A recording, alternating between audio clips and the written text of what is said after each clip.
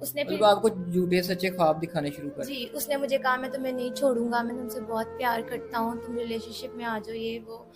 तो आपको पता है जब कोई लड़का किसी लड़की को ऐसे ख्वाब दिखाए तो लड़की तो फिर मान ही जाती जी। है। कॉलेज का क्या है कि उसके साथ बाहर होटल में जाती थी, बाहर एन्जॉय वगैरह हम लोग करते थे। ज़्यादातर कॉलेजेस से छुट्टी होती है, आपको पता है फिर। तो मैं फिज़िकल हो गई, कुछ देर बाद मुझे पता चला 1 मंथ के बाद कि मैं प्रेग्नेंट हूँ। तो कहता नहीं, नहीं तुम मेडिसिन खा लो, ये वो, मैं शादी तो तुमसे ही करूँगा लेकिन तुम ना मेडिसिन खा लो अभी ना, ये चीज़ नहीं हमें चाहिए, तुम मेडिसिन खा लो। मैंने कहा नहीं मैं ये बच्चा नहीं मारूँगी, ये बच्चा मैं दुनिया में लाऊँगी। अच्छा, मतलब मैंने आप पे इल्ज़ाम लगा दिया। जी, वो मेरे पे इल्ज़ाम लगा रहे तुम मेरे ठीक साथ है। फिज़िकल हो सकते, तुम किसी के साथ भी हो सकती, ये बच्चा मेरा नहीं किसी और का है। अच्छा। ये मतलब तुम मेरे साथ हो, किसी और के साथ भी हो। मेरे घर वालों को पता चला, उन्होंने मुझे फैमिली ने मुझे घर से निकाल दिया।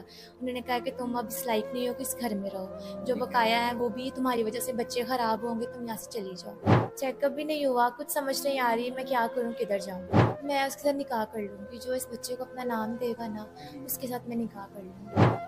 अच्छा सहर, अगर कोई शख्स थोड़ा बहुत उम्र में ज़्यादा हो या कुछ सेकंड मैरिज वाला हो या कोई कहे जी मैं निकाह करके आपको बाहर बुला लूँगा तो? तो वो भी मैं कर लूँगी।